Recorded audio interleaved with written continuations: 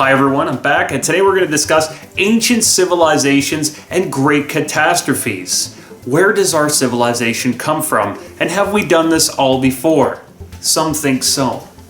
If you've ever heard of Pangaea, the ancient Earth supercontinent, where all of the areas of Earth are all connected. When you look at the map, many of you have probably seen how it all looks like it fits together like puzzle pieces. Well, that's because scientists and geologists believe that it did.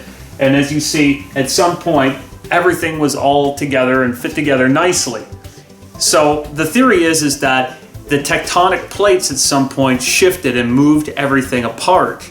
And when we look back into older time periods, we learned that the dinosaurs were here somewhere around 200 million years ago, scientists believe, living in the Triassic period. And at this time, the Earth was supposed to be a very different place, but very beautiful all the same. Then we learn of course, great changes that happen. And depending on what your belief system states, there's many out there who strictly go by the definitions of evolution and believe that we later evolved out of fish, and we go back into all sorts of different creation stories. We get different ideas about where the Earth came from, like coming out of the primordial slime. Even the Phoenicians had very interesting stories about this.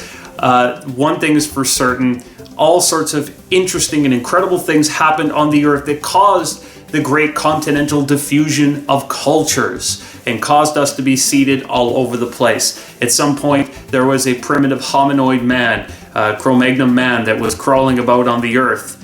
But there have been all sorts of stories and legends about great and ancient civilizations that existed upon the Earth and what really happened there. One of the books that people have always turned to over the years has been the one by Immanuel Velikovsky. When we look at Worlds in Collision, not only did he look at our solar system as a giant game of pool, but the theory he had was that our moon was caused by one of these collisions, and that we saw all sorts of earthquakes and tsunamis and deluges and storms and interesting events that shaped the Earth and brought us to where we were. Now, there are clues in all sorts of ancient texts. Most certainly in the Bible, there are clues and incredible hints there as well.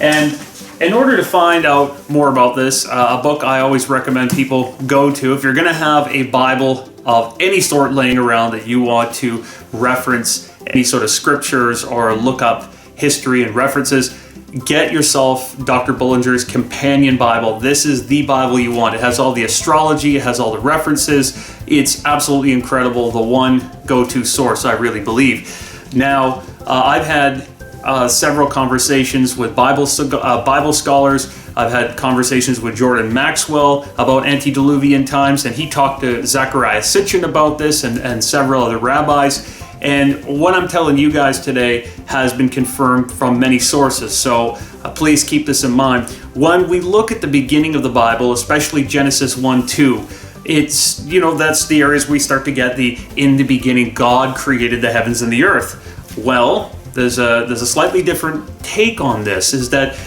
according to rabbis and experts that Jordan had talked to, for example, the story that came back was that in these translations, including as it says in Bullinger's, is that there are only 2 references to a nebulous God, an all-encompassing God in the entire Bible. In the beginning of the Bible, it should say that the Elohim created the heavens and the earth, and when we look at this as sort of an act of terraforming, like an advanced civilization of forming or shaping planets and earths and areas, sort of like, our scientists are talking about now going to Mars or another area and injecting methane into the atmosphere or other gases to make it more sustainable, we start to see something very interesting described here. That this is why in the Bible we hear that it says that God had made us, or they made us in our image, or their image. That this was a group of gods, this was a group of super beings, this Elohim, which means a plural. Now, at the beginning of the Bible, there's a very curious term that's mentioned there, tohu wabohu. And what most Christians interpret this as void and without form, that God was creating everything from a void without form. There was nothing there, but we see a contradiction in how this term is used, because it pops up again in Jeremiah 4:6 of the Bible. And you can see this reference pop up in the companion Bible. That's why you want this book when you're interpreting Bible verses. And how it reads in Jeremiah 4:6 is waste and desolation. It's talking about Zion. It's talking about destruction. Now, when we use that in context at the beginning of Genesis, we see that there was absolute destruction upon the earth. Things weren't looking good, that the gods were recreating things, and they were looking to create a new genetic offspring. And of course, for those of you who have looked at Zechariah Sitchin's work and you understand the history of the cuneiform tablets, there is a history there we can look at on how human beings were genetically engineered and we were crossed with other genetics. In fact, there's a very interesting story there. For most, when they look at the book of Genesis, there is a story that we have in our Bibles that says when Adam was created, Eve was created from his rib. But in the Jewish versions of this story, in the Hebrew Bible, the story is that there was an androgyne. There was an androgynous man and woman combined that looked in both directions, sort of like Janus, where we get January from, that Janus looks in both directions, but this being was cut right in half to split man and woman from the same being. And that's why a lot of the secret societies and a lot of the esoteric teachings, such as the ones of Eliphas Levi, talk about the androgyne or the hermaphrodite basis of the occult and sort of splitting the male and female apart.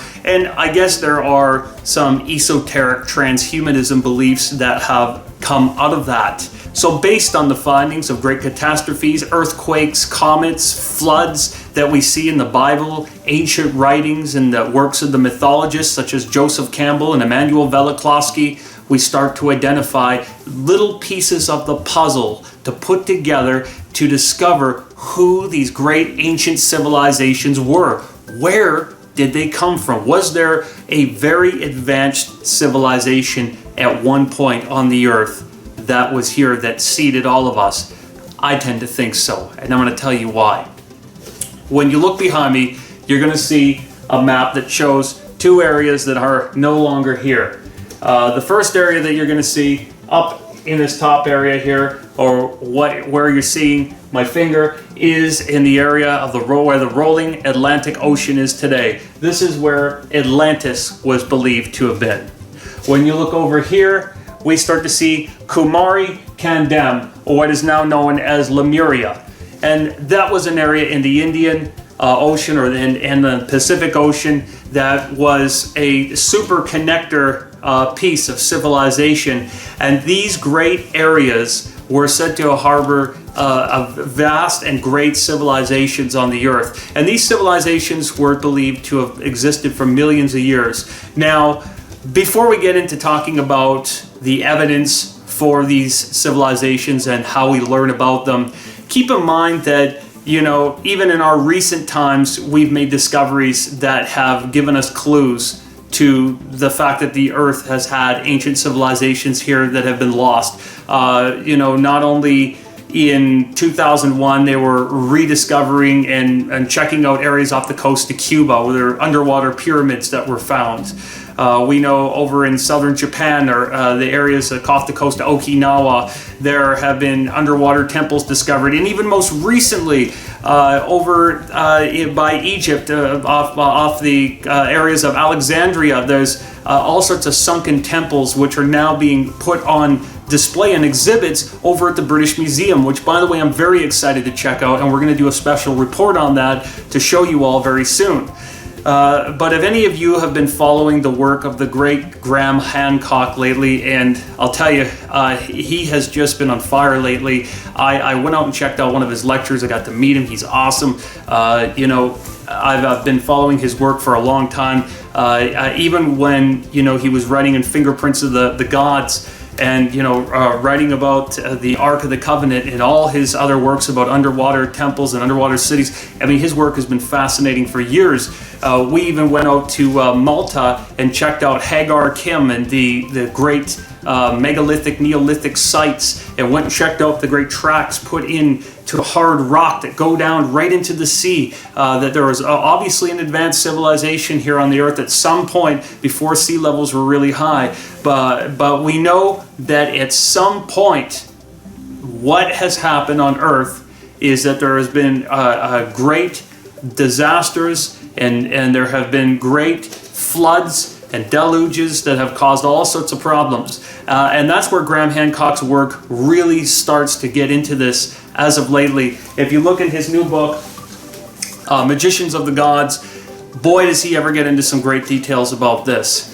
Graham Hancock starts to look at the idea of antediluvian times, and he brings up the story of Plato. And in Plato's Timaeus, he talks about the lost continent of Atlantis. And Atlantis, again, right over here, the Atlantic Ocean, was supposed to be a super civilization, very advanced. And Plato, of course, would have heard about this story from his uncle Critias, who also had taken it from Solon, who had gotten it from in Egypt, the records in Egypt, and there's a whole story there. I recommend you all read up on it. But the story in Egypt, and again we see a story very similar to this that is found in the hieroglyphics, so the stories on the walls of the Temple of Edfu in Egypt about a great civilization out in the sea. There is a story that came to Plato, which he was absolutely fascinated about, that there was this super civilization, again, that were very advanced at one point, and they had everything you could possibly want. I believe personally that there was an extraterrestrial colony there. I believe that they had all sorts of extraterrestrial civilizations living amongst them, that this was a place where people could come and go on the earth, that this would have survived the Ice Age, the Ice Age that would have been there even after the big comet that would have hit the earth at some point, wiping out the dinosaurs. Well, what happened here is that Plato said, because this great civilization, who were very similar to us or way beyond us, who knows, using crystals, technologies, and who knows what else that they had at the time, a great thunderbolt had arrived from the sky to punish them, and for giving up on their peaceful ways and turning too greedy and materialistic. And this thunderbolt, which Graham Hancock believes is an asteroid or a comet, wiped out Atlantis. And when it came, what it did is that it caused a giant flooding and all sorts of destruction. We hear about the fact that even the fishermen that returned home over to come back to Atlantis, their boats were getting stuck in muddy water. And because of this, it caused a great deluge all around the world. It melted the polar ice caps. It flooded, the North America. And geologists have even found evidence in the Pacific Northwest of where these floods have been. In fact, you can go to places like Alberta, Canada today, even and find salt mines. And so geologists have actually found evidence of an asteroid or a comet hitting like this, which is known as the Younger Dryas Cataclysm. And Graham believes the evidence suggests that this happened around 12,800 to 11,600 years ago. I mean, even in recent times, we know that there's evidence of earthquakes wiping out places such as areas like Port Royal in Jamaica, the great trading port that was famous for pirates and the British Empire and everyone who was coming through. I mean, that was wiped out in 1692 in the late 17th century. There is so much that we have to look at here of where these ancient civilizations came from, because Graham claims in his work that these progenitors that came from there, they decided, the survivors, that they wanted to go out and they wanted to seed other great civilizations. And I believe that these civilizations that they started to encounter and mingle with, do cross-genetic experimenting, are the same sort of scenarios that we see at the beginning of the Bible with the Elohim. And I don't doubt that maybe they had extraterrestrial technology. Maybe some of them left. Maybe they had help from other places. Who knows? But I'm not discounting the idea that ETs were involved with all sorts of ancient building technologies and writing and sciences that we hear of with the Nephilim and all that. I don't doubt that was involved, but I do think that humans were involved with building these things. A lot of people say, well, aliens built all this stuff. I think that the human beings actually were more involved in the story. So what he goes on to say is that he believes that they moved across to the map to the areas that would not have been affected by the flooding. So down into the Mediterranean, past the Rock of Gibraltar, or some think that the Atlanteans would have started in the areas of Ireland and all those top areas, because there's stories in Ireland of great flying ships that arrived from the Shining Ones from Turnanog or Avalon. They were known as the Tuatha De Danann.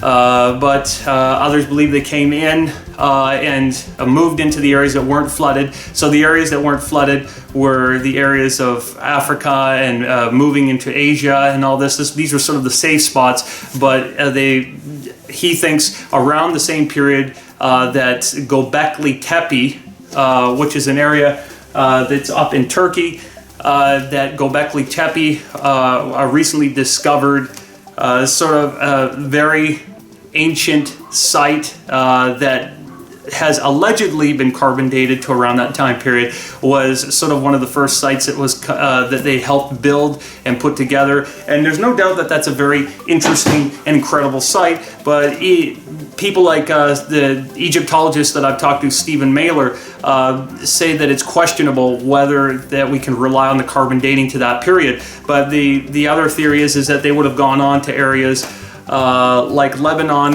which is the area for the ancient Phoenician Canaanites. It would have built Baalbek, would have went through Mesopotamia or Babylon, Iraq, would have seeded that civilization, gone on to ancient Egypt, and built up these civilizations as they went, and the story goes on from there, teaching all these sciences and the writing and doing their best ability to spread all the knowledge and ideas that they had, that they originally held in Atlantis and these other great places. But here's the really cool part about all of this. I think in the future, how we date all of our historical events is going to change. Currently, we have no year zero, unless you count the astronomical calendar. How it goes is that we have 1 BC, which goes backwards, and 1 BC, of course, is said to be when we have the birth of Christ, and it was the changeover from the Roman Republic into the Roman Empire, the time of Julius Caesar, and this has later been secularized into before the Common Era instead of before Christ, and then it goes right over into 1 AD, which means Anno Domini, in the year of our Lord. And many people incorrectly assume that this means after the death of Christ, but it does not. So we are counting forward from there.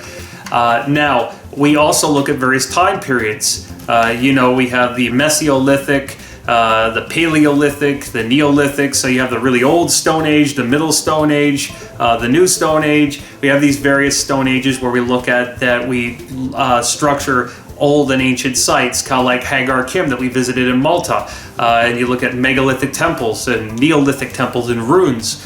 So all of these are going to change once we can start to accept and date sites like Atlantis and see that there was a much older civilization, and we might change our mind about various Stone Ages.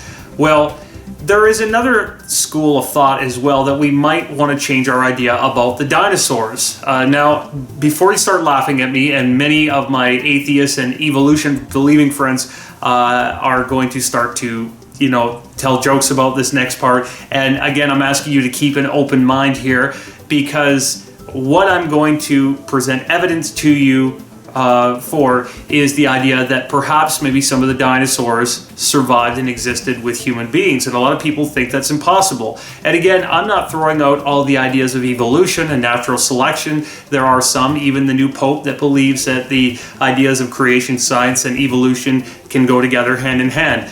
I'm just a researcher. I'm just presenting information to you. Now, there are many verses in the Bible that make reference to a beast known as the Leviathan, which most certainly sounds like a dinosaur. But there is also evidence in ancient archaeology that not only has Jordan Maxwell pointed out to me, but of course you see it in the works of Klaus Dana and other researchers who have looked at this. Now, if you guys are familiar with the Angkor Wat Temple in Cambodia, we see that there is a Stegosaurus that seems to be portrayed on the side of Angkor Wat, which is absolutely incredible because that is only about 1,000 years old.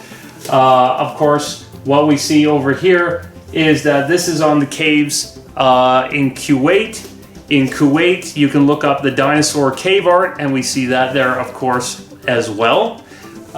These come from the Inca stones over in Peru, and I'm not vouching for their veracity or their validity. They're on display in museums there. There are tons of them that have been dated, and they've been made in limestone. They're absolutely incredible, and they show human beings interacting with brontosauruses, stegosauruses, hunting T-Rexes, being eaten by them, which is absolutely amazing. And there have been other theories surrounding these, but I mean, there's something there that perhaps some of these survived and or branched off and went into the Amazon. The common thought is when you talk to biologists and paleontologists, and I've talked to some, that that birds are the descendants of dinosaurs.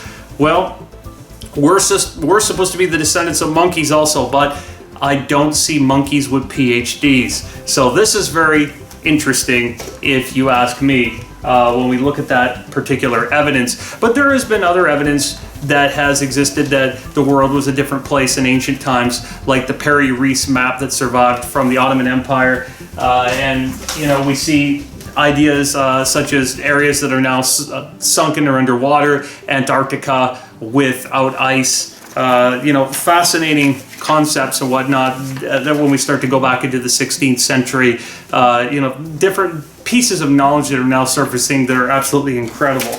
I want to bring this topic back over to the Abrahamic religions that we have today, which I believe have a lot of symbolism that's derived from the ancient imperial sun cults, which, of course, according to Jordan and other researchers I've talked to, can be traced back for over 6,000 years, the references to them of the main concept of a sun, which we see the phenomena happening over in the northern hemisphere, which is where the survivors of all these floods would have been, up in that particular area, and the sun having its birth and death around the period of the winter solstice, and its 12 helpers or the zodiac. And you see that in the Persian Zoroastrian traditions of Mithraism, and of course we see that again with Jesus and the 12 helpers symbolized in this particular mystery. Now, the very interesting idea about this concept is that the ancients knew a whole lot more than we give them credit for. Even in 2nd century Rome, there was a statue of Kronos or Saturn with rings or chains around him, and people have often said, how did they know that back then when Galileo never invented the telescope yet until 1610, the 17th century, when he did so, doing his observations out of his observatory in Civitavecchia in Italy? Well, the answer is quite simple. When we go into ancient China, you go into the Orient and into India, we know the Orient over in Peking, which is now Beijing, China, there was an observatory that was found that there were large tubes that they had back then that could look out into space that basically hid the outside light and influences out of the tube so they could observe these particular celestial events. And of course, one of our main records of this happening was in 1442 during the Ming Dynasty, but the technology to do this, or the special tubes, existed long before that, even in 1292, and before that, you know, this technology was moved around, that they had these sort of abilities in the Orient. And then we learn in around 1644, the Jesuits came and upgraded all their equipment and rebuilt the observatory. Another incredible thing that the ancients knew about was that in Plato's Timaeus, there is talks that our universe is in the shape of a dodecahedron. And we know now in recent years, thanks to the Wilkinson's microwave anisotropy probe, or the WMAP scan, that our universe is in fact in the shape of a dodecahedron, which has been confirmed due to radioactive background scans of the universe. So there's a lot of incredible things that leave us asking more questions. One thing is for certain, that there is a connection between Greco-Buddhism and a connection with the Orient influencing the Greek philosophers. After all, Socrates was known throughout India as the Ionian master, and there were many ideas coming down in through trade routes and influencing the philosophers and the people during Grecian times. The ancients were not stupid people by any means. If we look at the Aryans as they crossed the trans-Himalayan regions down into the Indo-Gangetic plains, which would later become India, discovering and mingling with the Dravidic people, they found that they were actually Sabinistic worshippers, knew about a heliocentric sort of model of the solar system, of the planets, you know, orbiting around the sun.